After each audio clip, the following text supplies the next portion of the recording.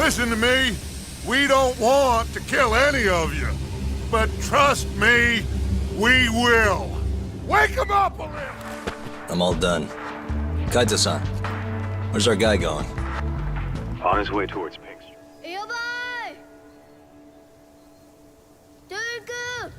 Compared to every other industry in the entertainment business, whether it be theater, cartoons, movies, or even TV shows, video games are still very much in their baby phases. That's why it always feels strange to rank your favorite video games in terms of a decade. Why do we do it if we all know that it's kind of silly to put video games in this 10-year barrier? Well, it's really fun. Because video games are still so young compared to every other industry, it makes it so interesting to see what games someone liked over the course of 10 years.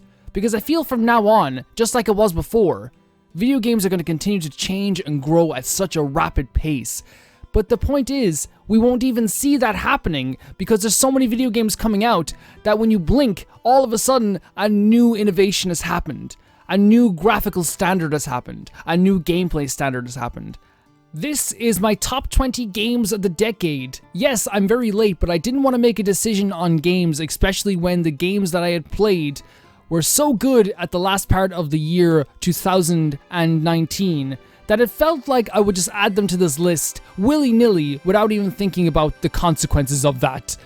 Now, there are some games that did not make it to this list, and I'm going to talk about them right now as honorable mentions. Games like Fire Emblem Three Houses, Tekken Tag Tournament 2, Catherine Full Body, Shadow of the Colossus the Remake, Tales of Exilia, Telltale Games The Walking Dead, Pokemon Let's Go, Skyrim, Doki Doki Literature Club, Yakuza Kiwami 1, Yakuza Kiwami 2, and the amazing, superb, fantastic Final Fantasy 15. All of these games are amazing and it hurt not to put them on the list because I could talk about them for hours, especially games like Final Fantasy 15, Skyrim, Catherine Full Body, and Tekken. It feels so bad to not have them on the list. Even a game like Telltale Games The Walking Dead having such a huge impact on the story, not putting it there is not me saying that it didn't have an impact on the story of the decade, but it's just me saying that it wasn't as important to me as the other games were. Today we're going to do part 1 of this list, which will be 20 to 11. Let's have some fun with this.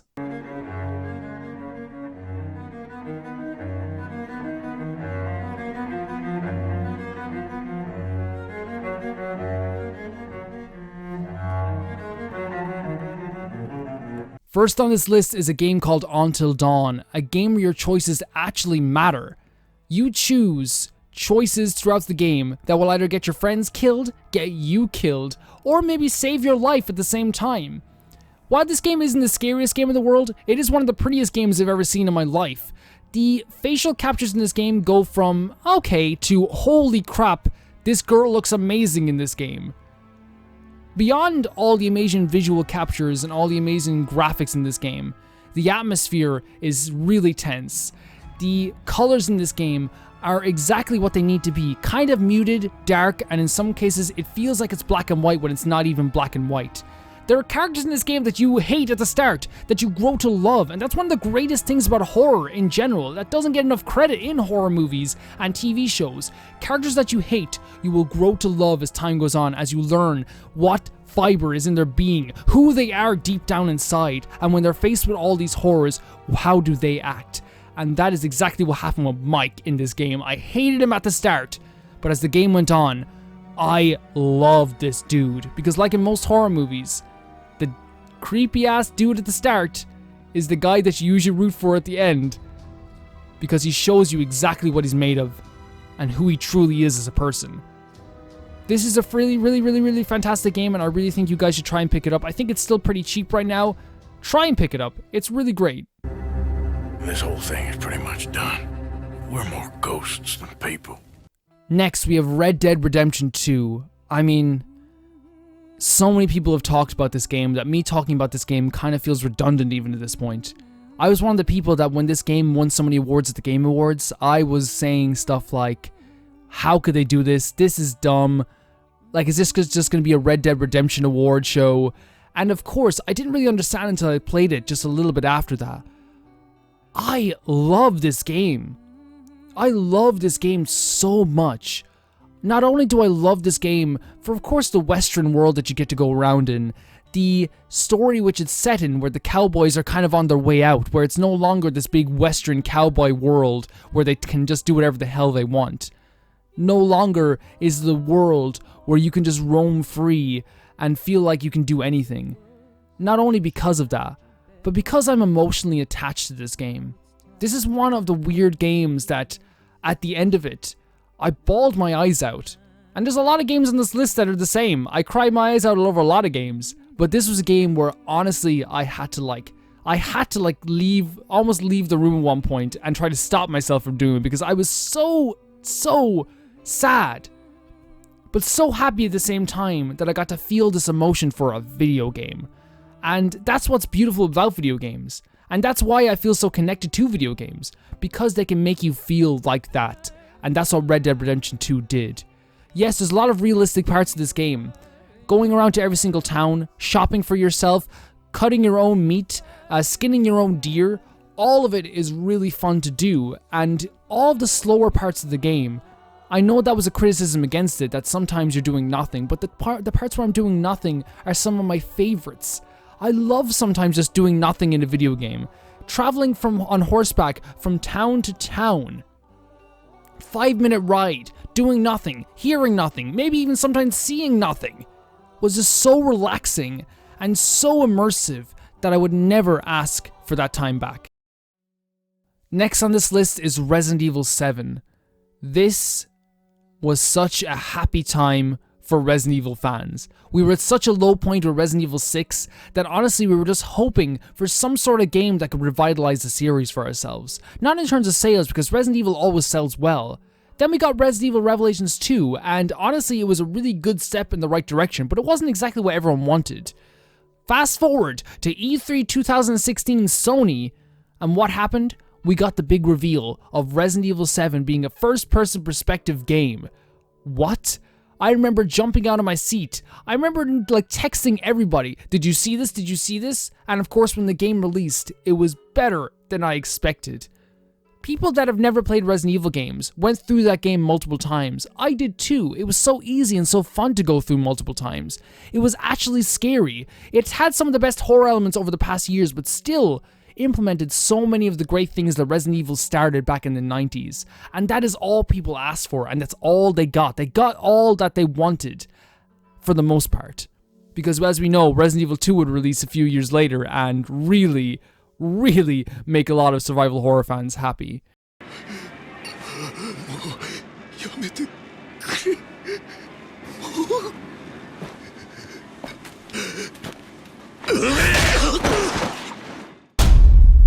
Yakuza 0?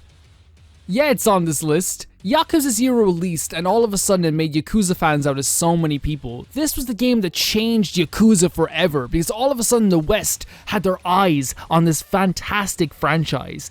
The thing about Yakuza is that it's very, very deceptive from the outside. From the outside perspective of someone who's never played Yakuza, here's what they see. They see a glorified beat-em-up game that has really weird minigames and unbelievably quirky and weird storylines. Well, I'm here to tell you something very different. Yakuza has one of the most serious tones when it comes to main storylines ever, but they know how to have fun.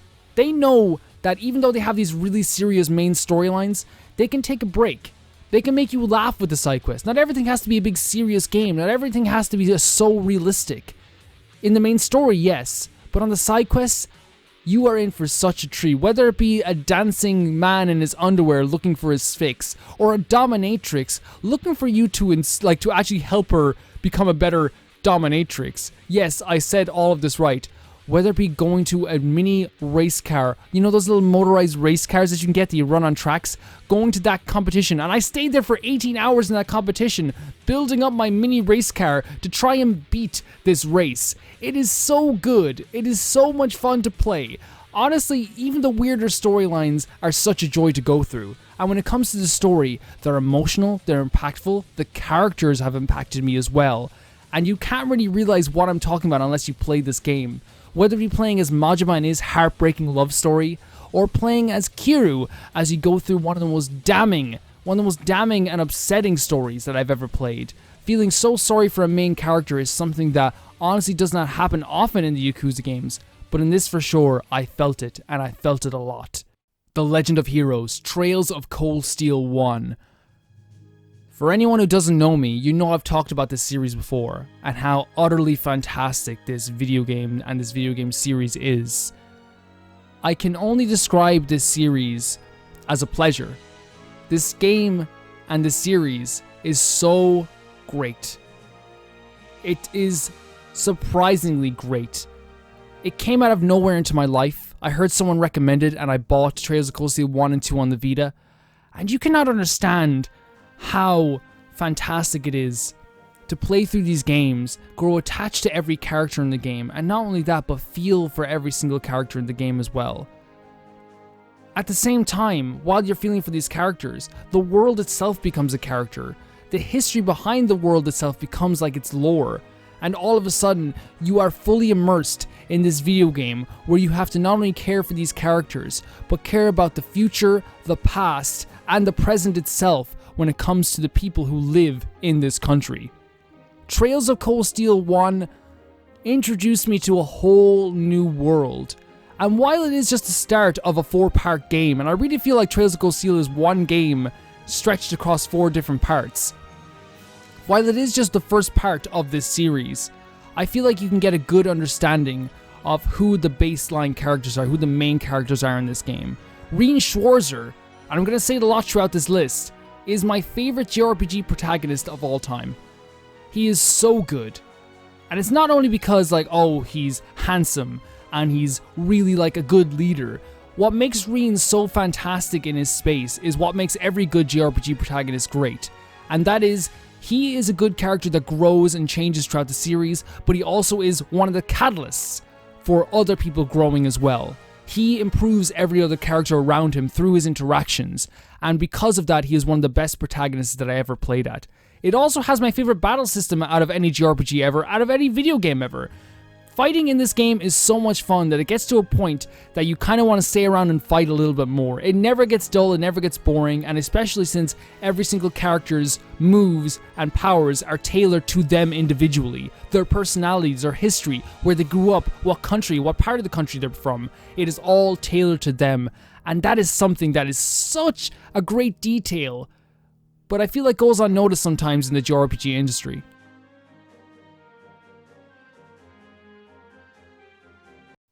Trails of Cold Steel 2, the game that came directly after Trails of Cold Steel 1. This is a game that takes all the twists, all the turns in the first game, and once again turns them on their head. It's a game that does not tell you to forgive the bad guys that are in this game, but tells you, hey, maybe you should get a better understanding of them. And once you do get a better understanding of them, it's much harder to fight them and to kill them. You actually feel for them. The battles have more weight because it's like, if I hurt this guy, yes, he did some horrible stuff, but Jesus Christ, in my head, all I can think about is how hard he had it, or maybe how I'm responsible for some of the stuff that happened to him. And that is something that you'll see through all of the Trails series. They love having every character be impactful to the story, and having every character have time and space to create their own story, and to matter to the story at the same time. It has the same great combat system. Every character has their personality tailored to their weapons and their moves. For an example, Elliot Craig is a musician who wants to be a musician all of his goddamn life, a professional musician. And in this game, he has moves like Nocturne Bell and Blue Lullaby, moves that are tailored to music. And even his special move, he connects a bunch of notes together and slams down on the enemy as he bows down to the camera and says, "You've been a wonderful audience." You have people like Rean Schwarzer, who came from the 8 Leaves school, who has most of his moves centered around the 8 Leaves discipline of sword fighting. A lot of characters are like this, and they continue to do that throughout the series as well. I love both these games, and while the game has changed a lot from the first game, you're revisiting a lot of the old spaces as well. And because you're now in a civil war, it's very different. It's very different to actually go to these places now. It's no longer, oh, this is a happy village that I get to visit. It's now, oh my god, everyone is freaking depressed in this place. Oh wow, this person has a whole different outlook on the world now. This person that I loved from the first game, who was really happy-go-lucky, is now crying all the time because things change as they go on. And what a game series to be able to do that. Show an entire timeline of a war. I love this game.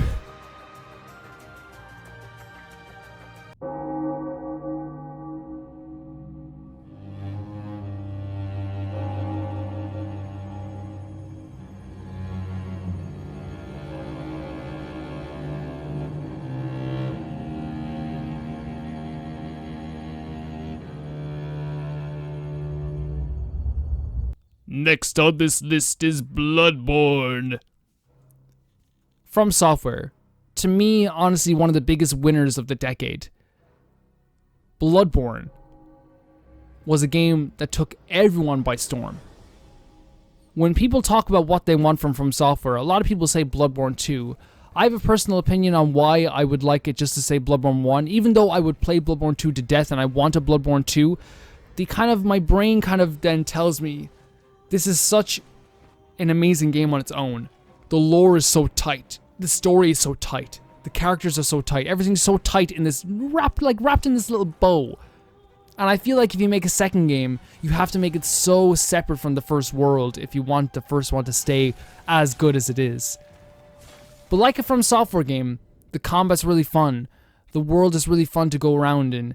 It's interconnected in a different way. It's no longer medieval. With a medieval game, it's a little bit easier than a Victorian game to make an interconnected world, but in Bloodborne, they really did do a good job of this. It feels like the world is kind of real, even though you know there's some limitations to the From Software development. Every boss in this game is so intense. The DLC has some of the most intense bosses that I've ever fought in a video game. How fun is this game to go through multiple times? I've gone through this game every single time for each weapon, and for some of the weapons I've gone through multiple times as well. I never really get bored of Bloodborne, to the point that I could pick it up tomorrow and just fight some enemies, just slash through them for a bit. When you get accustomed to this game as well, the dark tones, the dark hallways, the incredible icky, ooky, ooey creatures that you fight in this game as well, it becomes so much better, because now it's not only just this thing where you are getting destroyed by this world, you are kind of on par with this world, kind of in a dance with this world, with these creatures, and it makes it much more fun for myself.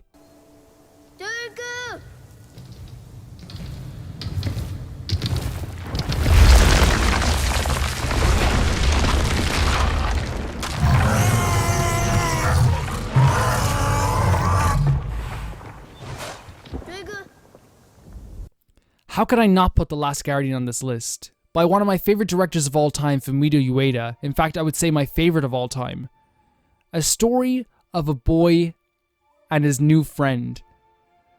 This game is so emotional to think about. I constantly, whenever this is brought up in my head, or when someone brings it up, I think of the music. I think of the landscapes. I think of the interaction between Trico and this last guardian, who is the boy. That's my personal take on this. And my heart kind of flutters. My whole body kind of gets chills. It's one of those games. We all have those games. It's one of those games. When I played through this game when it came out, I played through it from start to finish from release. I remember I took a day off college to play it. Yes, I'm terrible. But I couldn't believe how good this game was. I'm not into puzzle games. I'm really not that into puzzle games. But I was into puzzle games on that day. I was so into every single aspect of this game. And one of the things that I really loved about it is I did not look up any walkthroughs. I didn't look up anything to help me through this. I just did it all by myself, which is something I've never done with a puzzle game ever. But I wanted to do it with this game because I had so much respect for the director and the creator. Such an emotional story. Really hard to describe the feelings of this game without actually going through it yourself, and I implore you, if you can ever go through this game by yourself, please do. A lot of people say the gameplay is really bad. I never had an issue with it, so I can't really say for myself. A lot of people said the frame rate was really bad, but again, there's a full playthrough on my channel where the frame rate is not bad. You can see it on my channel. Fuck, this game is good. Judgment. Judgment is a game by the same people that made Yakuza, and it is my favorite video game story, I think, of all time. And I mean this. And I'm not talking about like my favorite video game characters or my favorite video game ensemble or my favorite video game like twists or turns and things like this, even though the game has all of those amazing things. I'm talking about just set in a story, one singular story that is so tight and so pristine. This is that game. Now, a lot of people will talk about the Yakuza series, like I said before, and say that it's just some weird-ass game that a lot of weird-ass people play. Judgment is kind of similar in its side quests, where they have some of the weirdest side quests. We have drone races in this game. There's some weird side quests in Judgment. But what is so amazing about this game is the people that you'll meet along the way, the journey that Yagami goes on. And honestly, Yagami is one of my favorite characters ever. He's so good, and while Rean Schwarzer is my favorite protagonist in JRPG history, it's hard not to put Yagami on the pedestal of one of the most amazing protagonists ever in a video game. Again, if you want to see my extended thoughts in this game, you can go to my Game of the Year video where I talked about this game at great length. But every single character that you meet in this game has a purpose in the story. Not only a purpose, but you feel like that you get to know them over the story. Because Yagami is such an interesting character, he's not just left to the wayside, he's not just this character that moves along with the story. He is the person that's moving along the story by himself. And if he stopped tomorrow, it feels like everything else would stop as well. This game is genuinely threatening, it's scary, it feels really tense. I've never really felt for side characters as much as I did. Every time I entered a new chapter, I was worried that one of my friends was gonna die. That doesn't happen often with me. That really does not happen often with me. But it did with this. It really did with this. Like I said, the characters that you will meet in this game will make this such an enriching experience. The twists and the crazy aspect of the story will make you be on the edge of your seat. And I know it's a cliche, but for the whole entire game.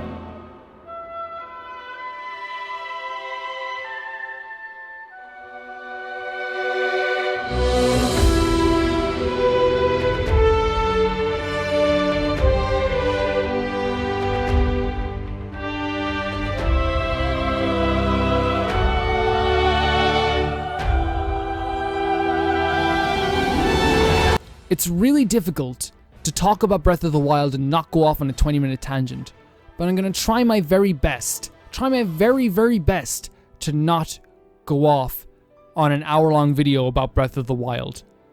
If you do want to see my expanded thoughts on this game, there is a review on my channel, and there's also my top 10 Zelda games of all time, and you can see where I talk about this game at great length. But what I will say is that this is a game that rewards you with great vistas and views. This is a game that rewards you for exploring. This is a game that people are still finding new things to do in this game, new crazy exploits in this game, and also there's places that I still haven't visited, things that I haven't done, and I played through the game, the main story at least in full, and I still haven't seen every shrine. I still haven't collected every Korok seed. I still haven't collected every single thing that you can do in this game. While someday I want to, something in me really doesn't want to do it at the same time. I don't want this game to be over, and while I haven't explored everything, in my heart then it feels like I've never finished the game, so Breath of the Wild is never done. This is my favorite open world game of all time, because it truly feels open and it truly feels free. This game lets you know from the very beginning, hey, you're gonna get to go anywhere. After this tutorial, you're gonna get to do whatever the hell you want. And they're not lying. While other games really do boast freedom, I feel like this is the first open world game that actually gives you true freedom. There's nobody telling you to stop doing that, hey, you can't go this way, don't do this. This game is just a freeing experience that I had such a joy playing through. One of my favorite games to play on the channel as well, which you could see a full playthrough of if you just click the link in the description. Well anyway, Breath of the Wild is a magical game that I believe deserves to be not only in the top 10 games or top 20 games of the decade, but be in the pinnacle of open world games forever. My favorite open world game of all time.